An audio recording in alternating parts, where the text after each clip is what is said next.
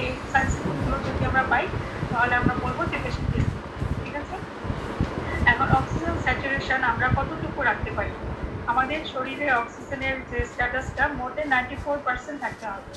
আর যেসব patient suppose carbon dioxide নিচেই নেয়, যেমন সিওপিডি, অ্যাজমা, তাদের ক্ষেত্রে টার্গেট স্যাচুরেশন আমার 88 থেকে 92% হলেই হবে। এখন কারো যদি দেখা যায় যে পালস অক্সিমিটার দিয়ে স্যাচুরেশন লেস দেন 94 অথবা সিওপিডি পেশেন্টের ক্ষেত্রে লেস দেন 88% আছে, তাকে অবশ্যই আমাকে তার হ্যাপোক্সিয়াটা কারেকশন করার জন্য সাপ্লিমেন্টাল অক্সিজেন পেশেন্টকে আমার দিতে হবে। তো আমরা অক্সিজেন কি ভাবে দিতে পারি? অক্সিজেন দিতে পারি, আমরা জানি ওয়ার্ড সেটআপে অক্সিজেন দেওয়ার জন্য আমাদের কাছে আছে অক্সিজেন সিলিন্ডার। আর অনেক সময় ওয়ার্ডে একটা তো অক্সিজেন সাপোর্ট, একটা তো বলা পোর্টেবল অক্সিজেন সিলিন্ডার, একটা হচ্ছে ওয়াল মাউন্টেড অক্সিজেন ডেলিভারি ডিভাইস, মানে ওয়ালে অক্সিজেনের লাইনটা লাগানো থাকে। তো ওয়ালে অক্সিজেনের লাইন লাগানো থাকুক আর সিলিন্ডার লাগানো থাকুক, দুইটার মাঝে একটা জিনিস কমন থাকে, সেটা হচ্ছে অক্সিজেন ফ্লোমিটার। তো আমরা ফ্লোমিটারটা সিলিন্ডারেও পাই এবং ওয়াল মাউন্টেড অক্সিজেন যে সোর্স সেখানেও লাগানো থাকে। এই ফ্লোমিটার থেকে অক্সিজেনের লাইনটা লাগিয়ে আমরা পেশেন্টকে কানেক্ট করি। তো ফ্লোমিটারে একটা বল থাকে, ওই বলটা 0 to 50 লিটার পর্যন্ত একটা দাগ কাটা থাকে। তো এখানে 15 লিটার পর্যন্ত অক্সিজেন আমরা অক্সিজেন সাপ্লাই থেকে পেশেন্টকে বিভিন্ন ডিভাইসের মাধ্যমে পেশেন্টকে দিতে পারি। ডিভাইসগুলো কি কি? এটা হচ্ছে নেজাল ক্যানোলা, একটা হচ্ছে ফেস মাস্ক, তারপর নন রিব্রেদার মাস্ক, দেন আম্বু ব্যাগিং করতে পারি। এছাড়া এগুলো দেওয়ার পরও, মানে 15 লিটার অক্সিজেন দেওয়ার পরও পেশেন্টের যদি স্যাচুরেশন মেনটেন না হয়, তখন আমরা আরও অ্যাডভান্স কিছু ডিভাইস ইউজ করতে পারি। সেগুলো সাধারণত আইসিইউতে করা হয়, সেগুলো আমার মনে হয় এই ক্লাসে এতটা দরকার আছে। যেমন তাও আমি নামগুলো বলি, একটা হচ্ছে হাইফ্লো নেজাল ক্যানোলা, এই কোভিড সিচুয়েশনে তো আমরা অনেক হাইফ্লো নাম শুনলাম। তারপর হচ্ছে বাইপেট মেশিন, আর অ্যাডভান্স আরেকটা মেশিন, সেটা হচ্ছে এটা আমরা সাধারণত আইসিইউতে ভেন্টিলেটর সাপোর্ট দিয়ে থাকি, সেটা হচ্ছে মেকানিক্যাল ভেন্টিলেটর। তো এই জিনিসগুলো দিয়ে ইউজ করে আমরা পেশেন্টের অক্সিজেনের মাত্রাটা বাড়াতে পারি। তো নেজাল ক্যানোলা দিয়ে ইউজুয়ালি 1 থেকে 4 লিটার পর্যন্ত অক্সিজেন দেওয়া যায়। ফেস মাস্ক অক্সিজেন দেওয়া যায় 5 থেকে 10 লিটার। নন রিব্রিদার মাস্কে আমরা 10 থেকে 15 লিটার পর্যন্ত অক্সিজেন দিতে পারি। আর আম্বু ব্যাগিং দিয়ে অলমোস্ট আমরা 15 লিটার বেশি অক্সিজেন দিতে পারি। আর হাই ফ্লো মেকানিক্যাল ভেন্টিলেটর মেশিনের মাধ্যমে আমরা 100% পর্যন্ত অক্সিজেন সাপ্লাই পেশেন্টকে দিতে পারি। তো আমরা ইনিশিয়ালি যখন হাইপোক্সিয়া থাকবে, আমরা একটা দিয়ে দেখবো, কাজ না হলে তার পরেরটাতে যাবো, এভাবে করে করে আমাদের টার্গেট থাকবে পেশেন্টের অক্সিজেন লেভেল মোর দেন 94%-এ রাখা। ঠিক আছে, তো আমরা এয়ারওয়ে এর মধ্যে আমরা তাহলে এটা শেষ করলাম যে এতে যে এয়ারওয়ে বললাম, এয়ারওয়ে আলোচনা কি হলো, যে এয়ারওয়ে প্যাটেন্সিটা মেনটেন করব, ব্রিদিং এর জন্য আমরা ইনহেল এক্সেল ঠিক আছে কিনা সেটা দেখবো, হাইপোক্সিয়া কারেকশন করব। এটা হচ্ছে আমার এয়ারওয়ে ইনিশিয়াল রিসাসিটেশন। তারপর আসে আমাদের সার্কুলেশন। সার্কুলেশনে কি ছিল? সার্কুলেশনে আমার প্রথম অ্যাসেসমেন্ট হবে সার্কুলেটরি স্ট্যাটাসটা অ্যাসেস করা। সাপোজ সার্কুলেশন যদি ফার্স্ট অ্যাসেস করতে চাই, পেশেন্টের যদি পালস স্টেবল থাকে, দেন সাথে সাথে আমার হাতটা চলে যাবে ক্যারোটিড। ক্যারোটিড পালসটা আমার দেখে নিতে হবে যে পালসের ভলিউম কেমন। প্রথমে আমরা চিন্তা করবো ক্যারোটিড পালস আছে না নেই। যদি ক্যারোটিড পালস অ্যাবসেন্ট থাকে, তাহলে আমাকে কি বলতে হবে যে পেশেন্টের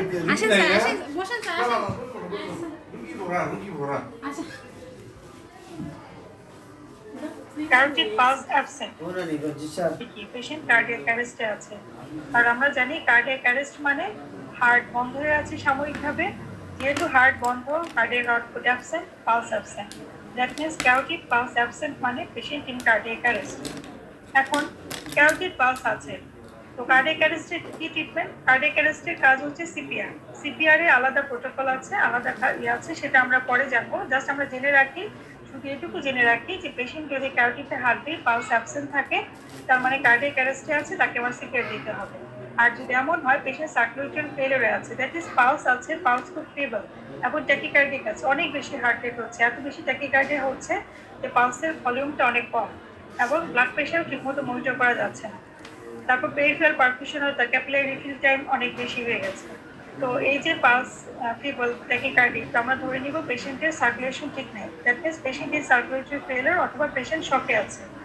তো এই যে সার্কুলেটরি ফেলিওর পেশেন্ট আছে, তো সার্কুলেটরি ফেলিওরের পেশেন্ট থাকলে আমরা কি কি চিন্তা করি? একটা হতে পারে পেশেন্ট শকে আছে, যেমন কার্ডিওজেনিক শক হতে পারে, আরো অ্যারেস্ট এবং শক হতে পারে, কার্ডিয়াক অ্যারেস্টে থাকতে পারে। তো এখন আমরা শকের ক্লাসিফিকেশনে যদি যাই, শকের ক্লাসিফিকেশন করলে আমরা জানি সবাই যে শক কি ধরনের হতে পারে। প্রথম কথা, পালস স্টেবল, ব্লাড প্রেশার পাওয়া যাচ্ছে না, পেশেন্ট শকে আছে, এটা হচ্ছে আমার প্রথম কনসেপশন। নেক্সট আমাকে চিন্তা করতে হবে তার এই যে পেশেন্ট শকে গেল, তার শকের কারণটা কি। এটা কি হাইপোভলিউমিক শক নাকি কার্ডিওজেনিক শক নাকি অবস্ট্রাকটিভ শক। আরো কিছু শক হয়, সেটা আমরা সাবসিকুয়েন্ট আলোচনায় আসবে, যেমন একটা হচ্ছে সেপটিক শক, তারপর অ্যানাফাইলেকটিক শক, নিউরোজেনিক শক। তো কমনলি যেগুলো আমরা ওয়ার্ডে পাই সেটা হচ্ছে প্রথমে যদি চিন্তা করে হাইপোভলিউমিক শক। সাপোজ একটা পেশেন্ট, এটা খুবই খুবই কমন। ম্যাডাম একজন একটা কোশ্চেন করেছে, অনেক পেশেন্টের স্যাচুরেশন 94 এর নিচে থাকে কিন্তু কোনো কমপ্লেইন নাই, সেক্ষেত্রে কি অক্সিজেন দিতে হবে? মানে উনি এটার অ্যাপ্রোচ 94 থাকলে কি করবে? না, এটা হচ্ছে পেশেন্টকে অ্যাসেস করতে হবে যে পেশেন্টের অ্যাজমা, সিওপিডি বা ক্রনিক CO2 রিটেনার কিনা, অথবা পেশেন্টের ওএসএ আছে কিনা। ওএসএ মানে অবস্ট্রাকটিভ স্লিপ অ্যাপনিয়া। অনেক মোটা পেশেন্ট, হাইপোথাইরয়েড পেশেন্ট, এইসব পেশেন্টের যেটা হয় কি ক্রনিক একটা কার্বন ডাইঅক্সাইড তাদের শরীরে জমে থাকে, তো তাদের স্যাচুরেশন সবসময় কমই থাকে, 88% থাকে। তো এইসব ডিজিজের 94 এর নিচে থাকে, পেশেন্ট যদি স্টেবল থাকে এবং আমার হিস্ট্রি যদি সাজেস্টিভ হয় যে পেশেন্ট কার্বন ডাইঅক্সাইড রিটেনার, যেমন ওবেসিটি, হাইপোভেন্টিলেশন সিনড্রোম, এইসব জিনিস যদি থাকে তাহলে তার ক্ষেত্রে অক্সিজেন নিতে হবে না।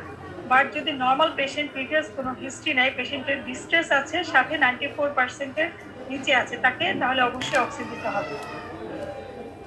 এখন CO2 যাদের রিটেনার তাদেরকে কেন অক্সিজেন দিতে হবে না, এই জিনিসটা আমাকে ক্লিয়ার করি। কারণ আমরা জানি আমাদের রেসপিরেটরি সেন্টার স্টিমুলেশন হয় দুটো জিনিস, একটা হচ্ছে হাইপোক্সিয়া মানে অক্সিজেন কমে গেলে, আর একটা হচ্ছে কার্বন ডাইঅক্সাইড বেড়ে গেলে। এখন কার্বন ডাইঅক্সাইড বেড়ে গেলে যেটা হয়, যাদের কার্বন ডাইঅক্সাইড রিটেনার, যেমন সিওপিডি পেশেন্টের দেখা যায় সবসময় এটা ক্রনিক শ্বাসকষ্ট থাকে, তারা দেখা যায় পুরোপুরি শ্বাসটা এক্সাক্টলি মেনটেন করতে পারে না, তো তাদের সবসময় শরীরে কার্বন ডাইঅক্সাইড বেশি থাকে। এই যে দীর্ঘমেয়াদী কার্বন ডাইঅক্সাইড বেশি থাকার কারণে, এদের কার্বন ডাইঅক্সাইড লেভেল বেশি থাকার কারণে যে আমাদের রেসপিরেটরি সেন্টারটা স্টিমুলেশন হয়, এই ড্রাইভটা নষ্ট হয়ে যায়। তো এইসব পেশেন্টের রেসপিরেটরি সেন্টার স্টিমুলেশন করা মানে আমাদের শ্বাস নেওয়ার জন্য যে ড্রাইভটা দরকার সেটা হচ্ছে হাইপোক্সিয়া।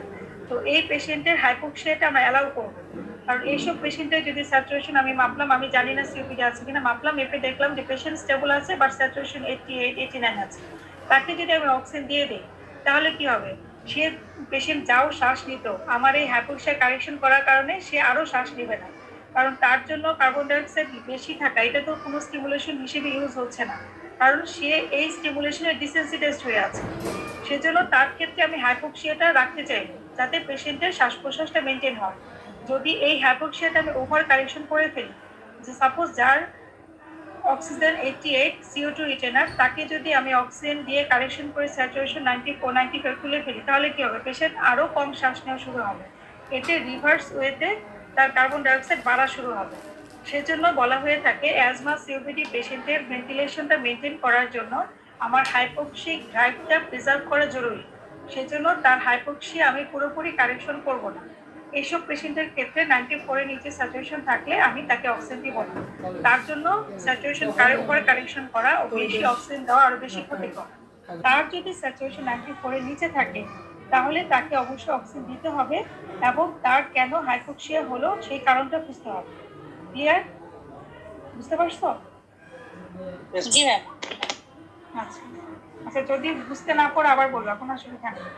এটা হচ্ছে আমি চাই ইন্টারেক্টিভ করতে, কথা ক্লাস নিলে আরো বোরিং লাগে, তাই না? আচ্ছা, এখন আসি শখের যে ব্যাপারটা ছিল। শখের ক্ষেত্রে আমরা জানি যে শখে সাধারণত কি হয়, শখে সাধারণত দেখা যায় পালস ট্রিবল থাকে, অথবা সিভিয়ার ট্যাকিকার্ডিয়া থেকে পালস কাউন্টিং করা যায় না, আরেকটা ব্লাড প্রেশার কম থাকে। এখন শখের কারণ হিসেবে আমরা জানি এটাকে সার্কুলেটরি ফেলিওর বলা হয়। বেশিরভাগ ক্ষেত্রে মোস্ট কমন হচ্ছে হাইপোভলিউমিক শক, মানে শরীরে ব্লাড নাই, ভলিউম লস হয়েছে বা পানি শূন্যতা, যেমন সিভিয়ার ডিহাইড্রেশন। কারণ কি, সাপোজ একটা পেশেন্ট আসলো 2-3 দিন ধরে তার প্রচন্ড লুজ মোশন হচ্ছে, অনেকবার বমি হয়েছে, তার শরীর থেকে অতিমাত্রা ফ্লুইড লস হয়ে গেছে। এখন এই ফ্লুইড লস হওয়ার কারণে তার শরীরে তো ভলিউমই নাই, আজকে কিভাবে তার পালস ব্লাড প্রেশার আসবে। এটা আরেকটা হচ্ছে ব্লিডিং, সাপোজ কোনো অ্যাক্সিডেন্টের পেশেন্ট আসলো বা কোনো কারণে তার ট্রমার পেশেন্ট আসলো, পেশেন্টের সিভিয়ার ব্লিডিং থেকে পেশেন্ট হাইপোভলিউমিক শকে গেল। যেমন আমরা অনেক কমন গাইনিতে আমরা অনেক বেশি পাই, যেমন পেশেন্ট অ্যাকুট অ্যাবডোমেন নিয়ে আসছে, ইয়াং ফিমেল পেশেন্ট শকে আছে, ইয়াং ফিমেল রিপ্রোডাক্টিভ এজ, এই পেশেন্ট যদি শকে থাকে আমাদের প্রথম চিন্তা করতে হবে রাপচার এক্টোপিক প্রেগন্যান্সি কিনা। এটা হচ্ছে ওয়ান টাইপ অফ হাইপোভলিউমিক শক। এক্ষেত্রে ব্লাড ফর ব্লাড মানে পেশেন্টের আন্ডারলাইন কজ কারেকশন তো করতেই হবে, পাশাপাশি তার ভলিউম রিসাসিটেট করতে হবে এবং ব্লাড দিতে হবে। কাজে হাইপোভলিউমিক শকটা খুব ভালো করে ইভালুয়েট করতে হবে, হিস্ট্রি এখানে খুবই ইম্পর্টেন্ট। যেমন হাইপোভলিউমিক শক যদি পাই, পেশেন্টের ডায়রিয়া ভমিটিং আছে কিনা দেখতে হবে, কোনো ফ্লুইড লস আছে কিনা, ব্লাড লস আছে কিনা। ইয়াং ফিমেল পেশেন্ট যদি হাইপোভলিউমিক শক নিয়ে আসে, তার মেনস্ট্রুয়াল হিস্ট্রিটা নিতে হবে, অ্যাবডোমেন চেক করতে হবে, প্রেগনেন্সি টেস্ট করতে হবে, মোট কথা রাত্রে একটু প্রেগনেন্সি মাথায় রাখতে হবে। আর এল্ডারলি পেশেন্ট বা যার আগে থেকে কার্ডিয়াক কোনো প্রবলেম ছিল, এইসব পেশেন্ট যদি শকে আসে, তখন আমার তার কার্ডিয়াক স্ট্যাটাসটা হিস্ট্রি নিয়ে দেখতে হবে এবং তার একটা ইসিজি করতে হবে, কার্ডিয়াক মার্কারগুলো পাঠাতে হবে, মানে কার্ডিওজেনিক শকটা আমার এক্সক্লুড করে নিতে হবে। অবস্ট্রাকটিভ শকটা একটু জটিল। সাপোজ আমার হার্ট থেকে পাম্প ঠিকই করছে ব্লাড, বাট কোনো কারণে সাপোজ তার পালমোনারি এম্বোলিজম হলো, ব্লাড কিন্তু বেরোতে পারবে না, এটা ওয়ান টাইপ অফ অবস্ট্রাকটিভ শক। অথবা পেশেন্টের কার্ডিয়াক টেম্পোনেট ডেভেলপ করছে, হার্ট ঠিক মতো পাম্প করতে পারছে না, তখন কার্ডিয়াক আউটপুট হবে না, পাস ব্লাড প্রেশার পাওয়া যাবে না, পেশেন্ট শকে থাকবে। তো এইগুলো আমার হিস্ট্রি, এক্সামিনেশন এবং ইনিশিয়াল কিছু ইনভেস্টিগেশনের মাধ্যমেই জানা সম্ভব কি কি ধরনের শক, কারণ একটা ম্যানেজমেন্ট এক এক রকম। এবং আরেক ধরনের শক যেটা বললাম, special type of shock, septic shock. Septic শকে কি হয়, আমরা আগের যে শকগুলো বললাম এগুলোতে সাধারণত আমার পেরিফেরিটা মানে কুল থাকে, কুল কামি স্কিন বলি। আর সেপটিক শকে সাধারণত পেরিফেরি ওয়ার্ম থাকে, কারণ এখানে কি হয়, এখানে কোনো ব্লাড লসও নাই, কোনো কার্ডিয়াক অ্যাবনর্মালিটিও নাই, তারপর বেশি শকে থাকে। এখানে শকে থাকে কারণ সেপসিসের কারণে ইনফ্লামেশন হয়ে আমার পেরিফেরাল পুলিং অফ ব্লাড হয়, মানে আমার সার্কুলেশন থেকে ব্লাডটা পেরিফেরিতে চলে যায়, পেরিফেরাল পুলিং হয়, সেখানেও সেপটিক শক। আর এটা হচ্ছে অ্যানাফাইলেক্টিক শক, ডিউ টু অ্যানাফাইলেক্সিস রিঅ্যাকশনের কারণে। আর এটা হচ্ছে নিউরোজেনিক শক, যেমন বা স্পাইনাল শক। ঠিক আছে, তো এই শকগুলো আমরা আশা করি পরে আরো আলোচনা হবে। তো এই যে পেশেন্ট সার্কুলেটরি ফেলিওরে আছে, সার্কুলেটরি ফেলিওরে থাকলে পেশেন্টকে আমার দ্রুত রিসাসিটেশন করতে হবে, তার ভলিউম স্ট্যাটাসটাকে বাড়াতে হবে। তো ভলিউম স্ট্যাটাস বাড়ানোর জন্য ঠিক এভাবে দৌড়াইতে হবে, মানে একই সাথে ফ্লুইড, অক্সিজেন যা আছে সব কিছু নিয়ে, ব্লাড টাড সব কিছু দৌড়ায় গিয়ে পেশেন্ট ম্যানেজ করতে হবে, তাই না? তো সার্কুলেটরি অ্যাসেসমেন্টের ক্ষেত্রে আমার আসে পালস আসে, ব্লাড প্রেশার আসে। আমরা আইসিইউতে একটা জিনিস দেখি, সেটা হচ্ছে সেন্ট্রাল ভেনাস প্রেশার, মানে একদম যখন পালস বিপি পাই না তখন সিবিবি মনিটরিং করে, এটা ওয়ার্ড সেট আপে করা সম্ভব হয় না।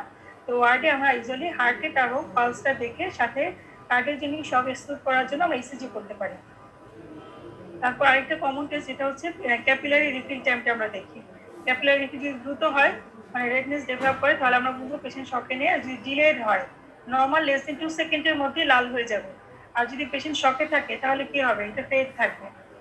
আচ্ছা, আর আইসিইউতে আমরা পেশেন্ট মনিটর করি সাধারণত হেমোডাইনামিক্স এরকম একটা মনিটরের মাধ্যমে, যে পেশেন্টের এখানে পালস কত আছে, হার্ট যেমন পেশেন্টের এগারটি আছে, স্যাচুরেশন কত, তারপর ব্লাড প্রেশার মনিটর করি আমরা। এই যে এখানে এনআইভিতে ব্লাড প্রেশারটা আমার দেখা হচ্ছে, এই পুরো জিনিসটা কন্টিনিউয়াস মনিটরের মাধ্যমে আমরা খারাপ পেশেন্টকে মনিটর করতে পারি। বাট ওয়ার্ডে যেটা সম্ভব না, ওয়ার্ডে যেটা করতে পারি আমরা, হাফ এন আওয়ার পর পর ফ্লুইড রিসাসিটেশনের পরে আমরা ম্যানুয়ালি ব্লাড প্রেশারটা চেক করবো, আর স্যাচুরেশনটা চেক করবো, আর হার্ট রেটটা চেক করতে পারি। পালস অক্সিমিটার দিয়ে মাপলেও আমাদের স্যাচুরেশনও আসে এবং হার্ট রেটও চলে আসে, আর সাথে ব্লাড প্রেশারটা দেখে নেব। এখন রিসাসিটেশনের ক্ষেত্রে আমরা জানি যে এখানে এবিসি রিসাসিটেশন, একই সাথে আমরা সার্কুলেশনটাকে, ভলিউম স্ট্যাটাসটাকে যদি ঠিক করতে চাই, প্রথমে আমাকে কি করতে হবে, ইনিশিয়ালি ফ্লুইড দিতে হবে, কারণ ব্লাড গ্রুপিং, ব্লাড কতটুকু আছে, হিমোগ্লোবিন চেক করে ব্লাড গ্রুপিং আসতে, এগুলো আসতে একটু সময় লাগে। সেটার অতটুকু সময় আমাদের নষ্ট করা যাবে না। আমরা আর্জেন্ট ইনভেস্টিগেশনগুলো পাঠিয়ে দিব, বাট আমরা প্রথমে যেটা করবো, 2Y4 ক্যানোলা, আইভি ক্যানোলা দিব, বড় সাইজের ক্যানোলা, অ্যাটলিস্ট হচ্ছে আমরা 18 সাইজ বা 16 সাইজের ক্যানোলা দিতে বলি শকের পেশেন্টকে। আর ইনিশিয়ালি দেখা যায়, অনেক সময় দেখা যায় পেশেন্ট যখন শকে থাকে, মানে ভেইন পাওয়া যায় না, কলাপস থাকে, তখন আমরা যেটা করি, ইমার্জেন্সি সেট আপ যদি হয়, ইনিশিয়ালি 2 হাতে 2টা বাটারফ্লাই দিয়ে কিছু পরিমাণ ফ্লুইড রানিং যদি করি, তখন কলাপস। ম্যাডাম একটু ইন্টারাকশন করি, একজন কোশ্চেন করেছে সিভিয়ার ডিসপোনিক পেশেন্টের লাং অসকালটেশন করতে হবে কিনা, কারণ তখন ব্রেথ সাউন্ড বোঝা যায় না একদম বা পেশেন্ট অনেক রেস্টলেসনেস থাকে। আচ্ছা, আমরা অসকালটেট করব, কারণ আমার করে যদি বুঝতে পারলাম, না বুঝতে পারলে কিছুটা অন্তত কিছু সাউন্ড তো পাবো, কারণ পেশেন্ট যখন রেস্টলেস থাকে তখন পেশেন্ট এক্সামিন করা একটু টাফ। তো সিভিয়ার ডিসনিয়ার ক্ষেত্রে আমার প্রথম কাজ হচ্ছে পেশেন্টকে শ্বাসকষ্ট কমানোর জন্য আগে অক্সিজেনটা দিয়ে দিব, এটা হচ্ছে 1 নাম্বার। তারপর যেটা হচ্ছে তার শ্বাসকষ্টের কারণ থেকে আমরা পাশাপাশি হিস্ট্রি নিতে থাকবো। যেমন পেশেন্ট যদি বলে যে আমার অনেক প্রেশার বেশি ছিল, তারপর থেকে অনেক শ্বাসকষ্ট, তাহলে আমরা ধরে নিব কি তার হাইপারটেনসিভ এলভিএফ। এক্ষেত্রে আমরা যদি ফুসেমাইড দিয়ে দিই, তাহলে লাংসটা ক্লিয়ার হয়ে যাবে, পেশেন্ট রেসপন্স কমবে, তখন আমরা লাংসটা অক্সিলেট করতে পারবো। আবার ধরো একটা পেশেন্টের বললো যে পেশেন্টের হার্টের প্রবলেম ছিল, এখন শ্বাসকষ্ট হয়েছে, তাহলে আমরা ধরে নিব তার হার্ট ফেলিওর কারণে হয়েছে, আবার কোনো পেশেন্ট যদি বলে তার জ্বর ছিল, কাশি ছিল, সাথে শ্বাসকষ্ট, তাহলে ধরে নেব নিউমোনিয়া হয়েছে। সেক্ষেত্রে অক্সিজেন তারপর আমরা অ্যান্টিবায়োটিক স্টার্ট করবো। আর পেশেন্ট যদি সাপোজ শ্বাসকষ্ট আছে, আমি যদি হিস্ট্রিতে জানতে পারি তার আগে থেকে অ্যাজমা ছিল, সিওপিডি ছিল, তখন তাকে আমরা অ্যাজমার ট্রিটমেন্ট, সিওপিডি ট্রিটমেন্ট দিয়ে দিব। তো আমরা শ্বাসকষ্টের ক্ষেত্রে চেষ্টা করবো অস্কালটেট করতে, বুঝতে পারি আর না পারি কিছুটা হলেও বোঝা যাবে। আর যদি হিস্ট্রি নিয়ে সাজেস্টিভ আমি একটা মানে অনুমানিক একটা ডায়াগনোসিস করতে পারি যে অ্যাজমা, সিওপিডি, এলভিএফ, নিউমোনিয়া, কিছু না কিছু তো ডায়াগনোসিস আমরা পারবো করতে, তাই না, হিস্ট্রি পাশাপাশি, তখন সেই ট্রিটমেন্টগুলো আর্জেন্ট শুরু করে দেবো।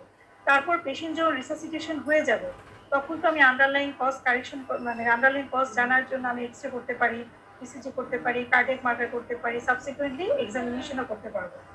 আমি করতে হবে কিনা এই কথাটা আসলে ঠিক না, করতে হবে, আমি বুঝতে পারি আর না পারি। আমি যদি বুঝতে পারলাম তাহলে এটা আমার জন্য বোনাস। সাপোজ আমি অস্কালটেট করলাম, করে দেখলাম যে বাইলেটারাল বেজাল ক্রিফিকেশন আছে, তাহলে তো আমি ধরে নিলাম যে পেশেন্টের তোমার এলভিএফ আছে। আবার অস্কালটেট করে একপাশে সাউন্ড পাচ্ছি না, তখন ধরে নিব যে পেশেন্টের হয়তো প্লুরাল এফিউশন থাকতে পারে। তো আমি অস্কালটেট করবো না তা না, করবো যতটুকু বুঝতে পারি। পাশাপাশি হিস্ট্রি, পেশেন্টের সিমটম অনুযায়ী ট্রিটমেন্ট, আর প্রিভিয়াস হিস্ট্রি অনুযায়ী আমি ট্রিটমেন্টটা শুরু করে দিই। ঠিক আছে? হ্যালো, বোঝা গেল? আচ্ছা, এখন আসি আমার যে হাইপোভলিউমিক শকের কথা বলছিলাম। হাইপোভলিউমিক শকে যখন পেশেন্ট আমরা পাবো, আমরা তখন হয়তো জানি না কি কারণে পেশেন্ট শকে আছে। তো আমাদের ইনিশিয়াল রিসাসিটেশন হিসেবে প্রথমে পালস ব্লাড প্রেশার দেখলাম, পেশেন্ট শকে আছে ডিসাইড করলাম। সাথে সাথে আমরা তাকে যদি ভেইন কলাপস থাকে, অনেক সময় কিন্তু ক্যানুলা করা যায় না, তখন যেটা করবো ইমার্জেন্সি রিসাসিটেশনের জন্য ইনিশিয়ালি দুইটা বাটারফ্লাই দিয়ে প্রিক করে, বাটারফ্লাই প্রিক করা খুব ইজি, বাটারফ্লাই দিয়ে কিছুটা ফ্লুইড দিলে দেখা যাবে কলাপস ভেইনগুলো কিছুটা ডাইলেটেড হবে, তখন আমি ক্যানুলা করে ইনিশিয়াল ফ্লুইডটা দিতে।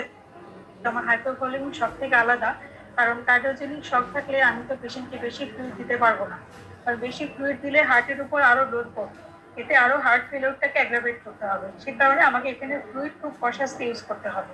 সেক্ষেত্রে আমাকে যেটা করতে হবে, এখানে আমার ব্লাড প্রেশারটা বাড়াতে হবে আয়নোট্রপের মাধ্যমে। আয়নোট্রপগুলো কি কি? ইউজুয়ালি আমরা কার্ডিওজেনিক শকের পেশেন্টকে আমরা ডোপামিন দিয়ে থাকি। ডোপামিন দিলে কার্ডিয়াক কন্ট্রাক্টিলিটি বাড়ে, ব্লাড প্রেশার বাড়ে, কার্ডিয়াক আউটপুট বাড়ে, ব্লাড প্রেশার বাড়ে। আর ডোভিটামিন আমরা অনেক সময় ইউজ করি যখন আমরা ইনিশিয়ালি ডোপামিনটা দিব, অ্যাটলিস্ট সিস্টোলিক ব্লাড প্রেশার যদি 90-র উপরে থাকে, তখন আমরা ডোভিটামিনটা ইউজ করতে পারি। ডোভিটামিনটা one type of vasopressor, but যদি blood pressure, systolic blood pressure কম থাকে, সেক্ষেত্রে ডোভিটামিনটা আমরা অনেক সময় অ্যাভয়েড করি। এখন কার্ডিওজেনিক শক যদি আইডেন্টিফিকেশন করতে পারি, সেক্ষেত্রে শুধু আমি ফ্লুইডটা কাট ডাউন করবো। এছাড়া যদি আমি কনফিউজ থাকি, সেক্ষেত্রে অবশ্যই আমাকে ফ্লুইড রিসাসিটেশনই করতে হবে, কারণ তখন যতক্ষণ পর্যন্ত আমি না শিওর হচ্ছি যে কার্ডিওজেনিক শক কিনা, ততক্ষণ পর্যন্ত আমাকে শকের ম্যানেজমেন্ট হিসেবে আগে সার্কুলেশনটাকে ঠিক করতে হবে। সেক্ষেত্রে ফ্লুইড দিয়ে শুরু করবো। যখন কনফার্ম হবো যে তার এই শকটা কোনো ভলিউম হাইপোভলিউমিক শক না, কার্ডিওজেনিক শক, তখন আমি ভেসোপ্রেসরে যাবো। আচ্ছা, নেক্সট আসি আরেকটা যেটা বললাম সেপটিক শক। সেপটিক শকের ক্ষেত্রে আমরা সাধারণত একটা প্রোটোকল মেনটেন করি, সেটাকে বলা হয় বান্ডেল প্রোটোকল, মানে initial 3 hours bundle, 6 hour bundle.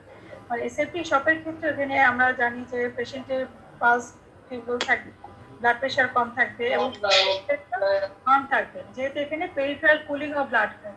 তো পেরিফেরাল যদি ওয়ার্ম পাই, সাথে যদি পেশেন্ট শকে থাকে এবং যদি সেপসিসের একটা ফোকাস থাকে, সাথে আমার যদি এভিডেন্স অফ সেপসিস থাকে, যেমন তার ডায়াবেটিস কাউন্ট বেশি, পলিমোর বেশি, অথবা কোথাও একটা অ্যাবসেস আছে, ডায়াবেটিক পেশেন্ট কোনো একটা ইনফেকশন নিয়ে আমাদের কাছে এসছে, অথবা হিস্ট্রি অফ ইউটিআই আছে, অথবা হাই ফিভার ছিল, রেসপিরেটরি ডিস্ট্রেস ছিল, কাফ ছিল, মানে ওয়ান সোর্স টাইপ যে কোনো একটা সোর্স থাকবে তার ইনফেকশনের, মানে ফিচার্স অফ সেপসিস যদি থাকে, সাথে পেশেন্ট শকে থাকে, সেক্ষেত্রে আমরা ধরে নিব পেশেন্ট সেপটিক শকে আছে। তখন তাকে আমরা রিসাসিটেট করবো 3 hour bundle, 6 hour bundle. 3 hour এই বান্ডেলটা কি? বান্ডেল হচ্ছে ইনিশিয়ালি যখন একটা পেশেন্ট আসে, তখন উইদিন 3 আওয়ার্সের মধ্যে আমার পেশেন্টকে ফ্লুইড রিসাসিটেশন করতে হবে, ব্রড স্পেকট্রাম অ্যান্টিবায়োটিক দিতে হবে এবং আর্জেন্ট ব্লাড টেস্টে পাঠাতে হবে, মানে ব্লাড কালচার, ব্লাড গ্রুপিং এবং ব্লাডের কাউন্ট কত, সেগুলো টেস্টে পাঠাতে হবে। সাথে আমরা আরেকটা এক্সট্রা টেস্ট আইসিইউতে করি, যেটাকে বলা হয় ল্যাকটেট লেভেল।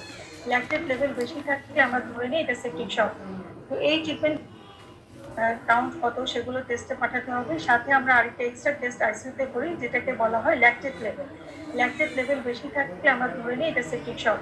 তো এই ট্রিটমেন্টগুলো আমাকে ইনিশিয়ালি শুরু করে দিতে হবে উইদিন 3 আওয়ার্সের, আরেকটা এক্সট্রা দিতে হবে এবং আর্জেন্ট ব্লাড টেস্টে পাঠাতে হবে, মানে ব্লাড কালচার, ব্লাড গ্রুপিং এবং ব্লাডের কাউন্ট কত সেগুলো টেস্টে পাঠাতে হবে। সাথে আমরা আরেকটা এক্সট্রা টেস্ট আইসিইউতে করি যেটাকে বলা হয় ল্যাকটেট লেভেল। ল্যাকটেট লেভেল বেশি থাকলে আমরা ধরে নিই এটা সেপটিক শক। তো এই ট্রিটমেন্টগুলো আমাকে ইনিশিয়ালি শুরু করে দিতে হবে উইদিন 3 আওয়ার্সের মধ্যে, এবং 6 আওয়ার্স মানে পরবর্তীতে আমি ইনিশিয়ালি ফ্লুইড রিসাসিটেশন করলাম পেশেন্টকে। ফ্লুইড দেওয়ার পরও যদি তার ব্লাড প্রেশারটা 3 ঘন্টার মধ্যে সেটেল না হয় তাহলে পরবর্তী 6 আওয়ারের মধ্যে আমাকে আয়নোট্রপ শুরু করতে হবে। এখানে সেপটিক শকের ক্ষেত্রে আয়নোট্রপ হচ্ছে আমরা নরএড্রিনালিন দেই ইনিশিয়ালি, তারপর দেই ভেসোপ্রেসিন।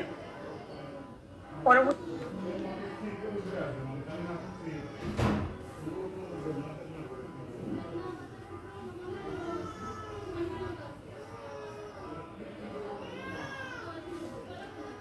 সিক্স আওয়ারের মধ্যে আমাকে আয়নোট্রপ শুরু করতে হবে। এখানে সেপটিক শকের ক্ষেত্রে আয়নোট্রপ হচ্ছে আমরা নরএড্রিনালিন দেই ইনিশিয়ালি, তারপর দেই ভেসোপ্রেসিন। নরএড্রিনালিন দিলাম, কাজ হলো না, ভেসোপ্রেসিন অ্যাড করলাম, তারপর যদি কাজ না হয় তখন আমরা ডোপামিনে যাই।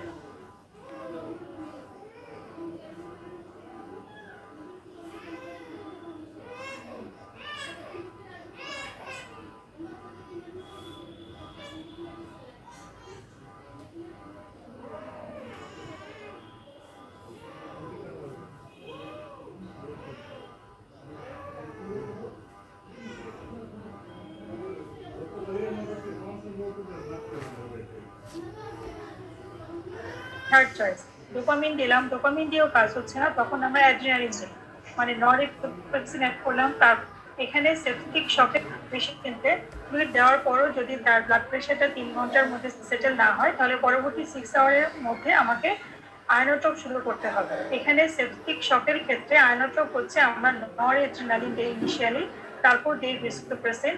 নরএড্রিনালিন দিলাম, কাজ হলো না, ভেসোপ্রেসিন অ্যাড করলাম, তারপর যদি কাজ না হয় তখন আমরা ডোপামিনে যাই। থার্ড চয়েস ডোপামিন দিলাম, ডোপামিন দিয়েও কাজ হচ্ছে না, তখন আমরা অ্যাড্রিনালিন দিই, মানে নরএপিনেফ্রিন, ভেসোপ্রেসিন, দেন ডোপামিন, দেন এপিনেফ্রিন। তো আমরা এই 4টা আয়নোট্রপ দিয়ে পেশেন্টকে রিসাসিটেট করতে পারি। আর এখানে সেপসিসের ক্লিনিক্যাল মনিটরিংটা খুব ইম্পর্টেন্ট। আমরা এই যে শুরুতে একটা ল্যাকটেট লেভেল পাঠিয়েছিলাম, পেশেন্টকে আমরা ফ্লুইড রিসাসিটেশন করলাম, আয়নোট্রপ দিলাম, অ্যান্টিবায়োটিক দিলাম, আমরা 6 ঘন্টা পরে আবার আরেকটা ল্যাকটেট লেভেল পাঠাবো। আগের থেকে মানে প্রথম ল্যাকটেট লেভেলের থেকে যদি পরের ল্যাকটেট লেভেলটা কম আসে তাহলে ধরে নিব পেশেন্টটা ভালোর দিকে যাচ্ছে। আর টার্গেটেড থেরাপি হচ্ছে আমরা যে ইনিশিয়ালি কালচারটা পাঠালাম,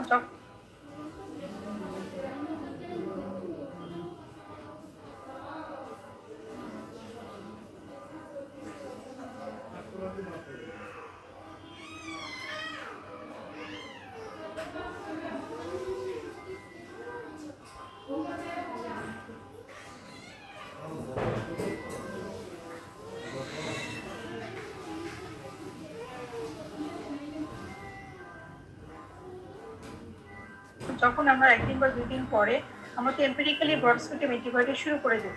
যখন আমরা কালচার রিপোর্টটা পাবো সেই রিপোর্টে যেই অর্গানিজমটা পাওয়া যাবে বা যে অ্যান্টিবায়োটিকটা সেন্সিটিভ পাওয়া যাবে সেই অনুযায়ী আমরা পরবর্তী ট্রিটমেন্টে যাব। কাজে এই সেপটিক শকের ট্রিটমেন্টটাও কিন্তু ইম্পর্টেন্ট। সেপটিক শকের ট্রিটমেন্ট অবশ্যই যত আর্লি করা যাবে তত ভালো পেশেন্টের রিসাসিটেশনটা হবে। ঠিক আছে, এখন আমার হাইপোভলিমিক শক গেল, কার্ডিওজেনিক শক গেল, সেপটিক শক গেল। এখন নেক্সট আরেকটা শকে আসি, যেটা এই ছবিটা দেখেছেন আমাদের হয়তো অনেকেই পরিচিত, এটা হচ্ছে অ্যানাফাইলেটিক শক। এটা কিন্তু আমরা মানে আনকমন না, কিন্তু জিনিসটা কমনলি পাই। সাপোজ আমরা অনেক সময় ড্রাগ রিয়েকশনের পেশেন্ট পাই, বা অনেক সময় পিনাট অ্যালার্জি অথবা খাবার অ্যালার্জি। কোনো পেশেন্ট বলবে যে হয়তো কারো চিংড়ি মাছের অ্যালার্জি, অথবা কোনো মানে ভেনোমাস কোনো মানে স্টিং, যেমন ওয়াস্প স্টিং, বা কোনো পোকায় কামড় দিয়েছে কিনা, আবার স্নেক ভেনম যদি হয়, যে কোনো কারণে যদি কোনো একটা রিয়েজেন্ট দিয়ে পেশেন্টের শরীরে রিয়াকশন হয়, সেখানে পেশেন্ট যদি শকে চলে যায় তখন আমরা তাকে অ্যানাফাইলেটিক শক বলে থাকি। তো অ্যানাফাইলেক্সিস রিয়াকশনটা আমরা জানি কি কি ধরনের পেশেন্ট প্রেজেন্ট করতে পারে। যেমন দেখা যাবে পেশেন্ট একটা আনরেসপন্সিভ থাকতে পারে, কনসাস লেভেল ভালো না, পেশেন্টের ঠোঁটগুলো খুলে আছে, এনজিওডিমা হয়েছে, থ্রট ব্লক হয়ে আছে, মানে ল্যারেঞ্জাল অবস্ট্রাকশন বা ল্যারেঞ্জাল ইডিমা, তারপর র্যাশ আছে, ইচি মার্ক আছে, আর্টিকেরিয়া আছে, তারপর একদম সিভিয়ার ইচিং নিয়ে পেশেন্ট আসছে, এবং ল্যারেঞ্জাল ইডিমার কারণে পেশেন্টের স্ট্রাইডল হচ্ছে, হুইজিং হচ্ছে, এবং সিভিয়ার ব্রঙ্কো কনস্ট্রিকশন আমাদের কাছে পেশেন্ট আসছে। এবং অনেক সময় দেখা যায় যে মেজেনকাইমাল ইসকিমিয়া হয়, পেশেন্টের সিভিয়ার অ্যাবডোমিনাল পেইন নিয়ে আমাদের কাছে পেশেন্ট আসে। তো এই যে সিভিয়ার অ্যানাফাইলেকটিক রিঅ্যাকশন, এরকম যদি পেশেন্ট আমাদের কাছে আসে, সেই ক্ষেত্রে দ্রুত তাকে আমরা যেটা করবো, পেশেন্টের আমরা তাকে ভলিউম স্ট্যাটাসটা ঠিক করার জন্য পেশেন্টের আইপি ক্যানাল ওপেন করে ফ্লুইড দিতে হবে, অক্সিজেন দিতে হবে, এবং সবচেয়ে ইম্পর্টেন্ট ম্যানেজমেন্ট যেটা, সেটা হচ্ছে এপিনেফ্রিন দিতে হবে। এপিনেফ্রিন এখানে 0.3 to 0.5 ml আমরা আইএল ইনজেকশন দিব। এবং সেকেন্ড লাইন কিছু ট্রিটমেন্ট আছে, যেমন কর্টিকোস্টেরয়েড দিব, আমরা বিটা ব্লকার দিব, H1 H2 ব্লকার দিব, নেবুলাইজেশন দিব ব্রঙ্কোস্পাজমটা রিলিফ করার জন্য। অ্যানাফাইলেক্সিস বা অ্যানাফাইলেকটিক শকের ট্রিটমেন্টটা কিন্তু দ্রুত না করলে পেশেন্টের যদি ল্যারিঞ্জাল অবস্ট্রাকশন হয় বা ল্যারিঞ্জাল এডিমা হয়, আমি যদি এই অবস্ট্রাকশনটা দ্রুত রিলিফ না করি, তাহলে কিন্তু পেশেন্ট কি হবে, রেসপিরেটরি অ্যারেস্টে চলে যাবে, এবং এই পেশেন্ট কিন্তু উইদিন মিনিটস পেশেন্ট খারাপ হয়ে পেশেন্ট এক্সপায়ার করে যেতে পারে। সে কারণে অ্যানাফাইলেকটিক শক খুব দ্রুত ট্রিটমেন্ট দিতে হবে।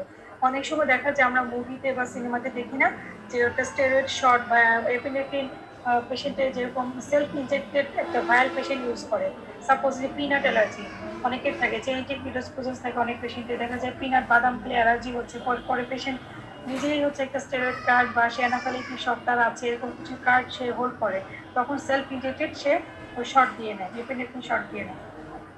তো এটা আমাদের দেশে এপিনেফ্রিন শকটা অ্যাভেলেবল না, কিন্তু অনেক বিদেশে এটা অ্যাভেলেবল।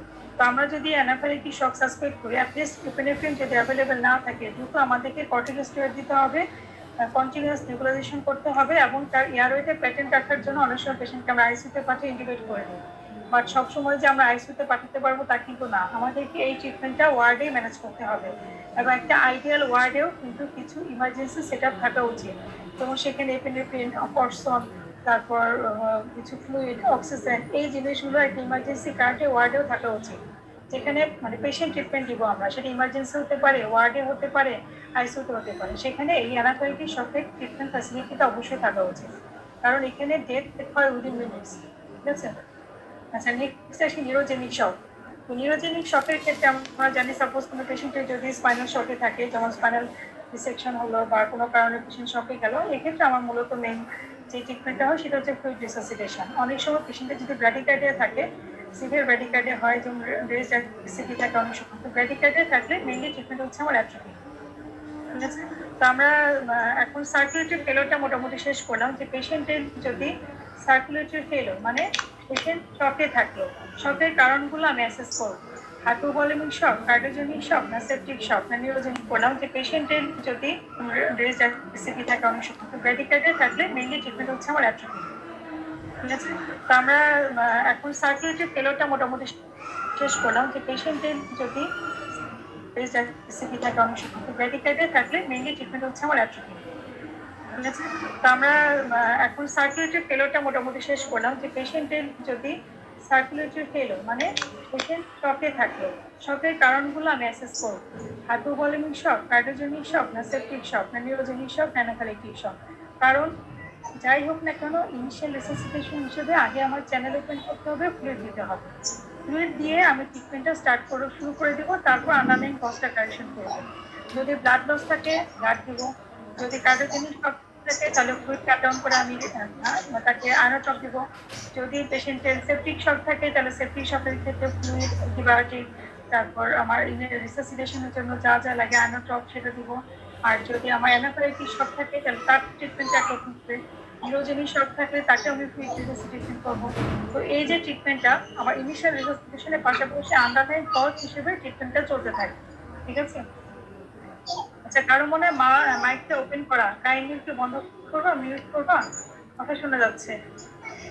আচ্ছা, তো আমরা ABC ম্যানেজমেন্টে গেলাম, এখন আসি ডিতে ডিসএবিলিটি মানে পেশেন্ট রেসপন্স করছে না তেমন, তাহলে লেভেল অফ রেসপন্সিভনেসটা দেখবো, কোনো পাশে তার উইকনেস আছে কিনা, যেমন স্ট্রোকের পেশেন্ট সাপোজ তার কোনো ফোকাল সাইন সিমটম আছে কিনা, যেমন একটা স্ট্রোকের পেশেন্ট সে এক পাশ নাড়াতে পারছে না, তো আমার সাসপিশন থাকবে পেশেন্ট নিউরোলজিক্যাল কোনো ইনভলভমেন্ট তার আছে কিনা, ডেলিরিয়াম বা একটু কনফিউশনাল স্টেটে পেশেন্ট আসলো, অথবা একটি পেশেন্ট আনরেসপন্সিভ, আমি পেশেন্ট যেটা প্রথমেই বলে নিলাম যে পেশেন্টকে ব্রড ডেথ তার পিপুলার রেসপন্সটা দেখবো, পেশেন্ট ব্রড ডেথ হতে পারে। আবার কিছু ক্ষেত্রে দেখা যায় আনইকুয়াল পিপল থাকে, আনইকুয়াল পিপল যেমন স্ট্রোকের পেশেন্টের ক্ষেত্রে হতে পারে, বা পিপল কনস্ট্রিক্টেড থাকতে পারে, যেমন কনস্ট্রিক্টেড থাকে কি সে ব্রেন স্টেম ইনফার্কশন যদি থাকে বা ব্রেন স্টেমে যদি স্ট্রোক হয় তখন পিপল কনস্ট্রিক্টেড থাকতে পারে, অথবা বিভিন্ন ধরনের ড্রাগ ড্রাগ যদি তার পয়জনিং হয়, যেমন আমরা জানি যে ওপিসি পয়জনিং পিপল কনস্ট্রিক্টেড থাকে, তো সিলেটিভ পয়জনিং পিপল ডাইলেটেড থাকে, পিপলের রেসপন্সটা আমরা দেখতে পারি। তারপর ডোজ অফ সিলেটিভ ড্রাগ, মানে পেশেন্ট যদি আনরেসপন্সিভ থাকে বা ঘুমিয়ে থাকে বা কোমায় থাকে, তখন আমার স্ট্রোক আছে কিনা সেটাও তো চিন্তা করবো, পাশাপাশি মেটাবলিক কোনো কজ আছে কিনা অথবা ড্রাগ ওভারডোজ আছে কিনা সেগুলো আমাকে হিস্ট্রিতে চেক করে নিতে হবে। ঠিক আছে, কাজে এটা হচ্ছে ডিতে ডিসএবিলিটি। ডিসএবিলিটি চেকিং মানে পেশেন্টের রেসপন্সিভনেসটা কেমন, পেশেন্টের কোনো আনকনসিয়াসনেস বা কমায় থাকলে তার হিস্ট্রিটা কী হতে পারে, স্ট্রোক আছে কিনা, ড্রাগ ওভারডোজ আছে কিনা, মেটাবলিক কোনো কজ আছে কিনা। সাপোজ হাইপোগ্লাইসেমিয়া, হাইপোগ্লাইসেমিয়াতে পেশেন্ট আনরেসপন্সিভ থাকতে পারে, বা পেশেন্ট সিভিয়ার হ্যাপোক্সিয়া, অক্সিজেন লেভেল কমে গিয়ে পেশেন্ট হ্যাপোক্সি থাকতে পারে, শকে পেশেন্ট হ্যাপোক্সি থাকতে পারে। আর যে পেশেন্ট আনরেসপন্সিভ হয়ে আছে তার কারণগুলো আমি দেখবো, এটাকে বলা হয় ডিসএবিলিটি। আচ্ছা, ইতে হচ্ছে এক্সপোজার। এক্সপোজার মানে পেশেন্টের হোল বডিটা চেক আপ করা, মানে এটাকে আমরা বলি হেড টু টো প্রোটোকল। মানে একদম আমাদের স্যার বলতেন যে পায়ের নখ থেকে শুরু করে চুলের গোড়ালি পর্যন্ত তোমাকে চেক করতে হবে যদি কোনো পেশেন্টের ফুল এক্সামিনেশন তুমি করতে যাও। সাপোজ একটা পেশেন্ট সেপটিক শকে আছে, আমি সেপসিসে কোনো ফোকাই পাচ্ছি না, দেখা গেল তার হেয়ার ফলিকলে ইনফেকশন হয়ে আছে, এটা কার্বনকল হয়ে আছে, এটা বয়েল হয়ে আছে, তার এক্সিলাতে একটা বয়েল হয়ে আছে, তার জেনিটেলেতে একটা বয়েল হয়ে আছে, বা অনেক সময় ছেলেদের স্কোটামের কর্নিয়াস গ্যাংগ্রিন থাকে বা সিস্টাইটিস থাকে, অনেক সময় দেখা যায় পেশেন্টের মানে পেনাল কোনো আনসার থাকে। কাজেই পেশেন্টের ক্ষেত্রে ইনফেকশনের সোর্স খোঁজার জন্য বা কোনো জায়গায় কোনো ট্রমা আছে কিনা, কোথাও কোনো হিডেন কোনো ইনজুরি আছে কিনা, সেই জন্য পেশেন্টকে হোল এক্সপোজ করে আমাকে এক্সামিন করতে হবে। এক্ষেত্রে অবশ্যই পেশেন্টের প্রাইভেসিকে আমার প্রায়োরিটি দিতে হবে। প্রাইভেসি প্রায়োরিটি মানে কি, সাপোজ কোনো পেশেন্টের যদি আমি পুরোপুরি এক্সপোজ করতে চাই, সেক্ষেত্রে ফিমেল পেশেন্ট হলে একদিন ফিমেল অ্যাটেন্ডেন্স থাকতে হবে, সেটা সিস্টার হতে পারে বা পেশেন্টের ফ্যামিলি মেম্বার হতে পারে। মেল পেশেন্টের ক্ষেত্রেও একজন অ্যাটেন্ডেন্স থাকতে হবে, বোথ মেল হোক বা ফিমেল হোক, পেশেন্টের একজন অ্যাটেন্ডেন্সের সামনে পেশেন্টকে এক্সপোজ করতে হবে। অবশ্যই একজন সাক্ষী রেখে পেশেন্টকে এক্সপোজ করতে হবে এবং প্রপার কার্টেন মেনটেন করতে হবে, মানে একটা পর্দা দিয়ে তারপর পেশেন্টকে এক্সপোজ করে আমাকে হোল বডি এক্সামিন করতে হবে, সে ক্রিটিক্যালি ইল পেশেন্ট হোক বা নর্মাল পেশেন্ট হোক। মানে হেড টু টু অ্যাপ্রোচ, পা থেকে মাথা পর্যন্ত পেশেন্টের সব কিছু আমার চেক আপ করতে হবে। আচ্ছা, আমার একটা ইতে ছিল, আগে বলেছিলাম এক্সপোজার, একটা ইতে ছিল ইন্টারাল। ইন্টারাল মানে খাওয়ার যে ব্যাপারটা, সাপোজ একটা পেশেন্ট আনরেসপন্সিভ হয়ে আছে, পেশেন্ট খাচ্ছে কিনা ঠিক মতো, যেমন অনেকদিন ধরে যদি পেশেন্ট ঠিকমতো খাওয়া দাওয়া না করে, বিশেষ করে এলডারলি পেশেন্ট, ক্রনিক ডেবিলিটেড পেশেন্ট, এই পেশেন্টগুলো যদি আনরেসপন্সিভনেস নিয়ে আমাদের কাছে আসে, আমরা যদি তার ফিডিং হিস্ট্রিটা যে পাই যে পেশেন্ট ঠিকমতো খাচ্ছে না, তাহলে আমাদের প্রথমে ধারণা হতে পারে পেশেন্টের হয়তো ইলেকট্রয়েড ইমব্যালেন্স থাকতে পারে। যেমন এলডারলি পেশেন্টদের ক্ষেত্রে না খাওয়ার ফলে যে ইলেকট্রয়েডটা কমনলি ইমব্যালেন্স হয় সেটা হচ্ছে হাইপোল্যাক্টেমিয়া, মানে সোডিয়াম কমে গিয়ে পেশেন্টের রেসপন্সিভনেস আমাদের কাছে আসতে পারে। কাছে এক্ষেত্রে ফিডিং হিস্ট্রিটা অনেক ইম্পর্টেন্ট। তারপর ধরো স্টুল ফ্রিকুয়েন্সি, যেমন একটা পেশেন্টের ক্রনিক ডায়রিয়া হচ্ছে, বারবার করে ডায়রিয়া হচ্ছে, লুজ মোশন হচ্ছে, সেসব পেশেন্টের ইলেকট্রয়েড ইমব্যালেন্সটা আমাদের কাছে আসতে পারে। তারপর এন্টারলি আরেকটা পার্ট হচ্ছে অ্যাকুট অ্যাবডোমেন নিয়ে পেশেন্ট আসলে কিন্তু শকে চলে যেতে পারে, যেমন তার অ্যাবডোমেনের কোনো টেন্ডারনেস আছে কিনা। সাপোজ অ্যাকুট প্যানক্রিয়াটাইটিস, অ্যাকুট প্যানক্রিয়াটাইটিসের ক্ষেত্রে পেশেন্ট কিন্তু সিভিয়ার অ্যাকুট অ্যাবডোমিনাল পেইন থেকে শকে চলে যেতে পারে। তারপর রাপচার এক্টোপিক প্রেগনেন্সি হতে পারে, তারপর ইন্টেস্টাইনাল অবস্ট্রাকশন হতে পারে, পারফোরেশন অফ হলো ডিসকাস হতে পারে, সিভিয়ার সিস্টাইটিস হতে পারে, তারপর অ্যাপেন্ডিসাইটিস হতে পারে। তো অ্যাবডোমিনাল কোনো কজ আছে কিনা, অবশ্যই আমার ইন্টারাল পার্টের মধ্যে অ্যাবডোমিনাল এক্সামিনেশনটা ভালোভাবে করতে হবে। এবং অবশ্যই বারবার একই কথা আমি বলছি, সেটা হচ্ছে হিস্ট্রিতে গুরুত্ব দিতে হবে অনেক বেশি। পেশেন্ট এক্সামিন করার পাশাপাশি হিস্ট্রি নেবে। যেমন পেশেন্ট যদি বলে তার অ্যাবডোমিনাল পেন এরকম আগেও হয়েছিল, তার কোলে লিথিয়াসিস একটা হিস্ট্রি আছে, সেহেতু অপারেশন করায়নি, তাহলে তার আমরা ধরে নেব তার একটা বিলিয়ারি কলব, মানে এখন কোলেসিস্টাইটিসের পেনটা তার হয়েছে। তারপর একটা পেশেন্ট সাপোজ ডায়াবেটিস ছিল, তার সেই পেশেন্ট সিভিয়ার অ্যাবডোমিনাল পেন নিয়ে আসছে, হাই ব্লাড সুগার, তাকে ধরে নেব তার একটা প্যানক্রিয়াটাইটিস হলো কিনা। তারপর একটা young patient, young female patient, reproductive এজে আছে, মেনস্ট্রুয়েশন ইরেগুলার, তার রাপচার এক্টোপিক প্রেগনেন্সি হলো কিনা। তারপর elderly patient, severe abdominal pain নিয়ে আসছে, মেল পেশেন্ট, তার ক্ষেত্রে ইন্টেস্টাইনাল অবস্ট্রাকশন হলো কিনা, পারফোরেশন হলো কিনা, বা ইউটিআই সিমটম আছে কিনা, পোস্টাইটিসের সিমটম আছে কিনা। এই আন্ডারলাইন কজগুলো মাথায় রেখে আমার অ্যাবডোমেনটা এক্সামিন করতে হবে। এখন অ্যাবডোমেন এক্সামিনেশন করতে গেলে আমি যেমন সাপোজ রাইট হাইপোকন্ড্রিয়াটিক পেন, তাহলে অ্যাকুট কোলেসিস্টাইটিস, আমার রাইট লোয়াইনে পেন বা রাইট হচ্ছে লোয়ার অ্যাবডোমিনাল পেন, সেক্ষেত্রে আমি ধরে নেব অ্যাকুট অ্যাপেন্ডিসাইটিস হতে পারে। আবার ডিফিউজ সাবডোমিনাল পেন, পেরিটোনাইটিস হতে পারে, ইন্টেস্টাইনাল অবস্ট্রাকশন হতে পারে, পারফোরেশনও হতে পারে।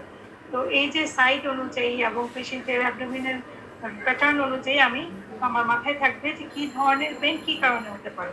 তারপর আমার বাউল সাউন্ড খুব ইম্পর্টেন্ট একটা জিনিস, না বাউল সাউন্ড অ্যাবসেন্ট না প্রেজেন্ট।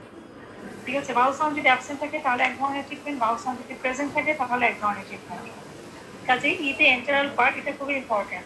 ফিডিং হিস্ট্রি, স্টুল ফ্রিকোয়েন্সি, প্রত্যেকটা পয়েন্ট আমাকে ভালোভাবে এক্সামিনেশন হিস্ট্রি এবং পরে আমাকে ডায়াগনোসিস আসতে হবে। আমি যেটা বলেছিলাম যে আমরা এ বি সি ডি ইতে থামবো না, আমরা কি এ বি সি ডি আইতে থামবো। এ বি সি ডি ই পর্যন্ত গেল, এখন আসি এফ। এফ হচ্ছে fluid electrolyte renal system. F মানে এই যে পেশেন্টকে আমরা শকে পেলাম বা পেশেন্টে অ্যাকুট অ্যাবডোমেন নিয়ে আসছে, এখন তাকে আমি কি ধরনের ফ্লুইড দিব। ফ্লুইড ব্যালেন্স মানে কি, পেশেন্টের এখন আমি কি নেগেটিভ ব্যালেন্সে রাখবো না পজিটিভ ব্যালেন্সে রাখবো। সাপোজ একটা পেশেন্ট সিভিয়ার ডিহাইড্রেশনে আছে, তাকে আমরা কি করবো, তাকে বেশি বেশি ফ্লুইড দিতে হবে, মানে যতটুকু আউটপুট আছে তার চেয়ে বেশি তাকে আমাকে ফ্লুইড দিতে হবে, তার মানে কি পজিটিভ ফ্লুইড ব্যালেন্সে রাখবো। এখন একটা পেশেন্ট যদি ইনফ্লুয়েন্ট নিয়ে আসে বা কার্ডিয়াক ফেলিউর নিয়ে আসে, তাকে আমি নেগেটিভ ফ্লুইড ব্যালেন্সে রাখবো। বা সিকেডি পেশেন্ট জেনারেল সিডিমা আছে, তার ক্ষেত্রে ফ্লুইড ব্যালেন্সটা হবে ফ্লুইড রেস্ট্রিকশন। একটা ডিহাইড্রেশন আছে, তার ক্ষেত্রে ফ্লুইড ব্যালেন্সটা হবে পজিটিভ ফ্লুইড ব্যালেন্স। তারপর আমি এই ফ্লুইড ব্যালেন্সটা ডিপেন্ড করে মানে কিছুর উপরে, এটা হচ্ছে পেশেন্টের ইউরিন আউটপুট কেমন হচ্ছে আর ইডিমা আছে কিনা, মানে হাইড্রেশন স্ট্যাটাসটা কেমন, পেশেন্ট কি ডিহাইড্রেটেড নাকি পেশেন্ট ইডিমাটাস, তার উপর ডিপেন্ড করে আমাকে ফ্লুইড ব্যালেন্সটা ঠিক করতে হবে। ডিহাইড্রেটেড হলে পজিটিভ ফ্লুইড ব্যালেন্স, মানে ফ্লুইড বেশি দিব, যতটুকু আউটপুট তার চেয়ে বেশি। আর যদি ইডিমেটাস পেশেন্ট হয় তাহলে ফ্লুইড কাট ডাউন করবো। তারপর আসি রেনাল বায়োকেমিস্ট্রি এন্ড ইলেকট্রোলাইট, মানে আমরা অনগোয়িং ট্রিটমেন্টের পাশাপাশি এক্সামিনেশন রিসাসিটেশনের পাশাপাশি ইনিশিয়াল ইনভেস্টিগেশনগুলো পাঠিয়ে দিতে হবে। যদি আমার এরকম ফ্লুইড ব্যালেন্স আমি চিন্তা করি, অবশ্যই আমার ইলেকট্রোলাইট করতে হবে। তারপর ট্রিটমেন্টের পাশাপাশি ফ্লুইড বেশি দিব, যতটুকু হাইড্রেশন স্ট্যাটাসটা কেমন, পেশেন্ট কি ডিহাইড্রেটেড নাকি পেশেন্টটা ডিপেন্ড করে মানে তার ক্ষেত্রে ফ্লুইড ব্যালেন্সটা হবে ফ্লুইড রেস্ট্রিকশন। একটা ডিহাইড্রেশন আছে, তাকে নিয়ে আসে, তাকে আমি নেগেটিভ আউটপুট আছে তার চেয়ে বেশি তাকে আমাকে ফ্লুইড দিতে হবে, তার মানে কি পজিটিভ ফ্লুইড ব্যালেন্সে রাখবো। এখন একটা পেশেন্ট যদি ইনফ্লুয়েন্ট নিয়ে আসে বা কার্ডিয়াক ফেলিউর নিয়ে আসে, তাকে আমি নেগেটিভ ফ্লুইড ব্যালেন্সে রাখবো। বা সিকেডি পেশেন্ট জেনারেল সিডিমা আছে, তার ক্ষেত্রে ফ্লুইড ব্যালেন্সটা হবে ফ্লুইড রেস্ট্রিকশন। একটা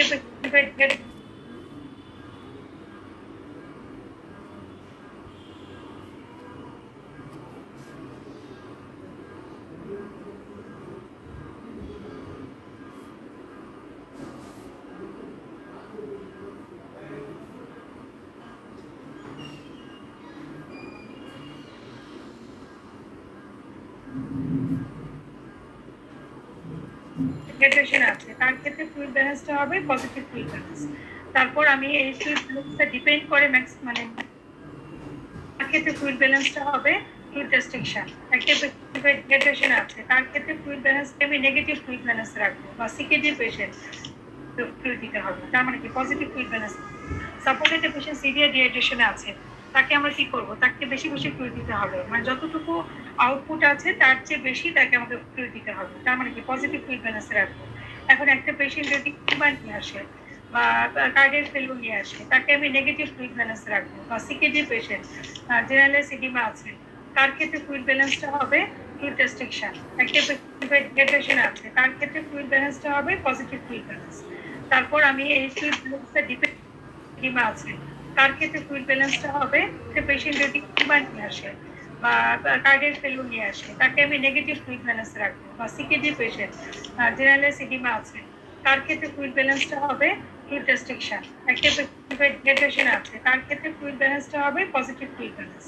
তারপর আমি এই ফ্লুইড ব্যালেন্সটা ডিপেন্ড করে মানে কিছুর উপরে, এটা হচ্ছে পেশেন্টের ইউরিন আউটপুট কেমন হচ্ছে আর ইডিমা আছে কিনা, মানে হাইড্রেশন স্ট্যাটাসটা কেমন, পেশেন্ট কি ডিহাইড্রেটেড নাকি পেশেন্ট ইডিমাটাস, তার উপর ডিপেন্ড করে আমাকে ফ্লুইড ব্যালেন্সটা ঠিক করতে হবে। ডিহাইড্রেটেড হলে পজিটিভ ফ্লুইড ব্যালেন্স, মানে ফ্লুইড বেশি দিব, যতটুকু আউটপুট তার চেয়ে বেশি। আর যদি ইডিমেটাস পেশেন্ট হয় তাহলে ফ্লুইড কাট ডাউন করবো। তারপর আসি রেনাল বায়োকেমিস্ট্রি এন্ড ইলেকট্রোলাইট, মানে আমরা অনগোয়িং ট্রিটমেন্টের পাশাপাশি এক্সামিনেশন রিসাসিটেশনের পাশাপাশি ইনিশিয়াল ইনভেস্টিগেশনগুলো পাঠিয়ে দিতে হবে। যদি আমার এরকম ফ্লুইড ব্যালেন্স আমি চিন্তা করি, অবশ্যই আমার ইলেকট্রোলাইট করতে হবে। তারপর কিডনি রেনাল স্ট্যাটাসটা দেখতে হবে, কার্ডিয়াক স্ট্যাটাসটা দেখতে হবে। তো এটা আমার ইনিশিয়াল রিসাসিটেশনের পার্ট, যেটা কাকে কতটুকু ফ্লুইড আমি দিব, পাশাপাশি ইনটেক আউটপুটটা আমার হিসেব রাখতে হবে। নেক্সট আসি ABCDEF জি। জি মানে কি, জি মানে কি গ্লুকোজ লেভেল। ইনিশিয়ালি যখন কোনো পেশেন্ট আমাদের হাসপাতালে ওয়ার্ডে বা ইমার্জেন্সিতে চলে আসে, আমার তাকে তার ট্রিটমেন্টটা যদি অ্যাডিকুয়েট করতে চাই অবশ্যই ব্লাড সুগারটা আর্জেন্টলি দেখতে হবে, কারণ গ্লাইসেমিক স্ট্যাটাসটা ভেরি ভেরি ইম্পর্টেন্ট।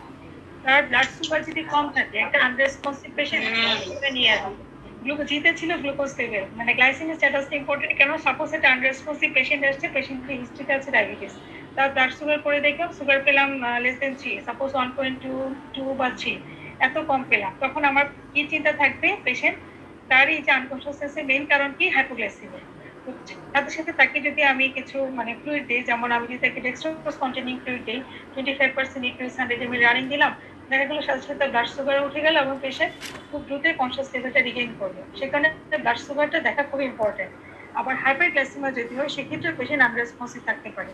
হাইপারগ্লাইসেমিয়া থাকলেও আমাকে হাইপারগ্লাইসেমিয়া ট্রিটমেন্টও দ্রুত শুরু করে দিতে হবে। হাইপারগ্লাইসেমিয়া যেমন আমার কি কি কমপ্লিকেশন নিয়ে আসতে পারে, একটা হচ্ছে ইয়াং পেশেন্টের ক্ষেত্রে ইউজুয়ালি আমরা চিন্তা করি যে তার ডিকে ডেভেলপ করলো কিনা, আর এল্ডারলি পেশেন্ট বা অনেকদিন ধরে ডায়াবেটিস আছে এসব পেশেন্ট যদি হাইপারগ্লাইসেমিয়া নিয়ে আসে তাহলে আমরা ধরে নিই যে এইসব পেশেন্টের মানে হর্ন ডেভেলপ করলো কিনা বা এইচএচএস ডেভেলপ করলো কিনা, মানে হাইপারগ্লাইসেমিক হাইপারঅসমোলাস স্টেট ডেভেলপ করলো কিনা। এখন পেশেন্ট যদি ডায়াবেটিস থাকে তার ইনসুলিনের হিস্ট্রিটা নিতে হবে, যে সে কি ইনসুলিন দেওয়ার পর ঠিকমতো খেয়েছে কিনা। সাপোজ পেশেন্ট হাইপোগ্লাইসেমিক কোমাতে আছে, আমার হিস্ট্রি নিলাম, দেখা গেলো যে পেশেন্ট ইনসুলিন বেশি ডোজে নিয়ে ফেলছে অথবা ইনসুলিন নেওয়ার পরে ঠিকমতো খায়নি, তখন এই পেশেন্ট হাইপোগ্লাইসেমিয়া নিয়ে আসলো। অথবা একটা পেশেন্ট হাইপারগ্লাইসেমিয়া নিয়ে আসছে, তার সেই ডায়াবেটিক পেশেন্ট রেগুলার ইনসুলিন নেয়, সেই লাস্ট 2-3 দিন ইনসুলিন নেয় না, এই পেশেন্টে হাইপারগ্লাইসেমিয়া নিয়ে আসতে পারে। কাজেই ডায়াবেটিক পেশেন্ট হাইপার যাই হোক না কেন তার ইনসুলিন স্ট্যাটাসটা দেখতে হবে, ইনসুলিন কি সে নিয়েছে না নেয়নি। তারপর সে ফিডিং হিস্ট্রি, মানে ব্লাড সুগার মনিটরের পাশাপাশি এই যে ইনসুলিন সে নিচ্ছে এর সাথে সে খাওয়া দাওয়াটা কেমন করছে, হাইপো হলে সে কি কম খাচ্ছে, হাইপার হলে সে কি খাবার মানছে না। তো এই হিস্ট্রিটা আমাকে অ্যাসেস করে নিতে হবে, সাথে আনকনসিয়াস পেশেন্টের ক্ষেত্রে হাইপো এবং হাইপার দুইটি আমার চেক করে নিতে হবে ফর ইনিশিয়াল রিসাসিটেশন পারপাস। ঠিক আছে? আচ্ছা, নেক্সট আসি হেমাটোলজি। এইচ মানে হেমাটোলজি। হেমাটোলজি মানে কি?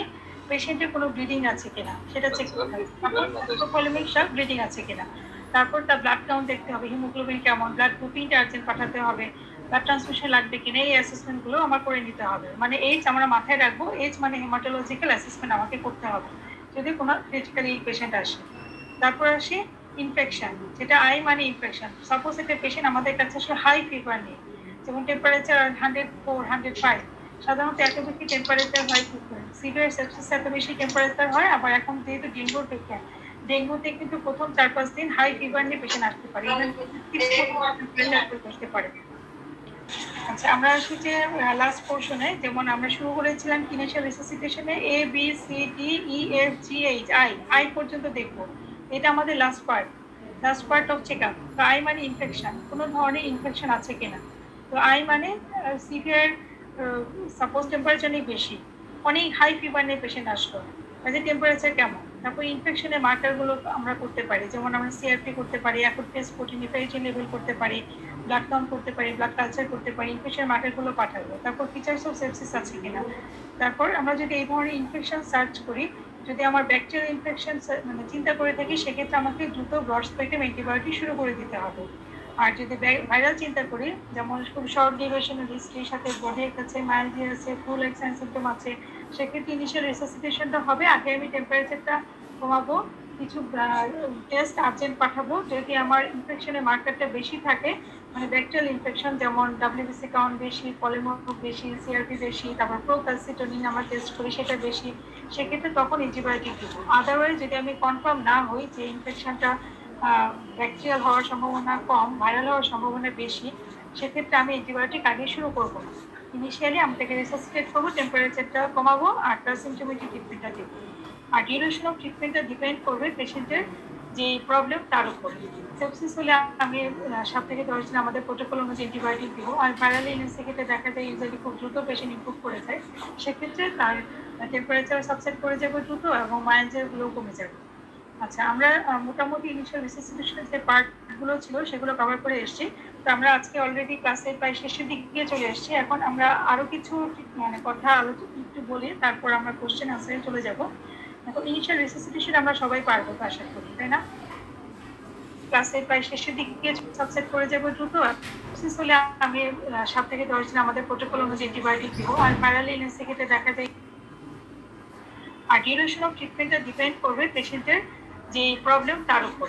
সেপসিস হলে আমি 7 থেকে 10 দিন আমাদের প্রোটোকল অনুযায়ী অ্যান্টিবায়োটিক দিব। আর ভাইরাল ইলনেসের ক্ষেত্রে দেখা যায় ইউজুয়ালি খুব দ্রুত পেশেন্ট ইমপ্রুভ করে যায়। সেক্ষেত্রে তার টেম্পারেচার সাবসেট করে যাবে দ্রুত এবং মাইলেজগুলো কমে যাবে। আচ্ছা, আমরা মোটামুটি দিব। আর ভাইরাল ইলনেসের ক্ষেত্রে দেখা যায় ইউজুয়ালি খুব ডিউরেশন অফ ট্রিটমেন্টটা ডিপেন্ড হওয়ার সম্ভাবনা বেশি। আমরা টেস্ট করি সেটা বেশি আর্জেন্ট পাঠাবো। যদি আমার ইনফেকশনের মার্কারটা বেশি থাকে, মানে ব্যাকটেরিয়াল ইনফেকশন যেমন ডাব্লিউবিসি কাউন্ট বেশি, পলিমোর বেশি, সিআরপি বেশি, তারপর প্রোক্যালসিটোনিন আমরা টেস্ট করি সেটা বেশি, সেক্ষেত্রে তখন অ্যান্টিবায়োটিক দিব। আদারওয়াইজ যদি আমি কনফার্ম না হই যে ইনফেকশনটা ব্যাকটেরিয়াল হওয়ার সম্ভাবনা কম, ভাইরাল হওয়ার সম্ভাবনা বেশি, সেক্ষেত্রে আমি অ্যান্টিবায়োটিক আগে শুরু করবো না। ইনিশিয়ালি আমি তাকে রেসাসিটেট করবো, টেম্পারেচারটা কমাবো আর তার সিমটোমেটিক ট্রিটমেন্টটা দেবো। আর ডিউরেশন অফ ট্রিটমেন্টটা ডিপেন্ড করবে পেশেন্টের যে প্রবলেম তার উপর। সেপসিস হলে আমি 7 থেকে 10 দিন আমাদের প্রোটোকল অনুযায়ী অ্যান্টিবায়োটিক দিব। আর ভাইরাল ইলনেসের ক্ষেত্রে দেখা যায় ইউজুয়ালি খুব দ্রুত পেশেন্ট ইমপ্রুভ করে যায়। সেক্ষেত্রে তার টেম্পারেচার সাবসেট করে যাবে দ্রুত এবং মাইলেজগুলো কমে যাবে। আচ্ছা, আমরা মোটামুটি ইনিশিয়াল রিসাসিটেশনের যে পার্টগুলো ছিল সেগুলো কভার করে এসেছি। তো আমরা আজকে অলরেডি ক্লাসে প্রায় শেষের দিকে চলে এসেছি। আরো কিছু মানে কথা একটু বলি, তারপর আমরা কোশ্চেন আনসারে চলে যাব। এখন ইনিশিয়াল রিসাসিটেশন আমরা সবাই পারবো তো আশা করি, তাই না? পেটের পেশেন্ট আসলো, আমি কি কি অ্যাসেস করবো, অ্যাসেস করে তার কজ অনুযায়ী ট্রিটমেন্টটা শুরু করে দেবো। এখন কিছু ড্রাগ নিয়ে আমরা ইমার্জেন্সিতে কনফিউশন থাকি, যেমন অক্সিজেন কখন দিব? সব পেশেন্ট কি খারাপ পেশেন্টকে অক্সিজেন দিয়ে দিব? না। সো অক্সিজেন একটা ড্রাগ, অক্সিজেন দিতে হবে প্রপার ডোজ এবং ডিউরেশন মেনটেন করে, মানে কতক্ষণ লাগবে কতটুকু লাগবে সেটা অ্যাসেস করে করে দিতে হবে। আমার পেশেন্টের যদি স্যাচুরেশন ভালো থাকে তাকে শুধু শুধু অক্সিজেন আমি দিব না। ইভেন এমআইয়ের পেশেন্টের বলা আছে স্যাচুরেশন যদি 94-এর উপরে থাকে তাকে অক্সিজেন রাখবে, ঠিক আছে? তারপর আসি যে আমরা অনেক সময় ভুল করি, কি করি, ইমার্জেন্সির কোনো খারাপ পেশেন্ট অস্থিরতা করছে তাকে টক্সিন দিয়ে রাখি। এটা অবশ্যই অনেক ক্ষেত্রে উপকার হয়, যেমন পেশেন্ট পার্টি ঠান্ডা হয় যে না আমরা কিছু না কিছু করছি, একটু পেশেন্টকে অক্সিজেন দেওয়া হয়েছে। কিন্তু আইডিয়ালি সাইন্টিফিক্যালি এটা ঠিক না। পেশেন্টের অক্সিজেন লাগলে তাকে আমরা অক্সিজেন দিব। তারপর আসি ইনিশিয়াল ফ্লুইড। যখন একটা পেশেন্ট আমাদের কাছে খুব খারাপ কন্ডিশন নিয়ে আসে, ক্রিটিক্যালি ইল পেশেন্ট, আমরা তার পেশেন্ট পালস পাচ্ছি না, পেশেন্ট পাচ্ছি না, একটা ফ্লুইড স্টার্ট করতে হবে। কি ফ্লুইড দেবো আমি জানি না, কি ধরনের ইলেকট্রোলাইট ইমব্যালেন্স আছে আমরা জানি না। সেক্ষেত্রে সেফ ফ্লুইড হচ্ছে আমরা একটা নর্মাল স্যালাইন ইনিশিয়ালি স্টার্ট করে দিব, তারপর তার বায়োকেমিক্যাল রিপোর্টের উপর ভিত্তি করে পরবর্তী স্টেপে যাবে। আচ্ছা, আরেকটা হচ্ছে যে কোনো পেশেন্ট খারাপ হয়ে গেলে, আনরেসপন্সিভ হয়ে গেলে, যদি কার্ডিয়াক অ্যারেস্টে চলে যায়, আমরা অনেক সময় দেখা যায় অ্যাট্রোপিন দিয়ে দিই। কিন্তু যদি পেশেন্টের পালস অ্যাবসেন্ট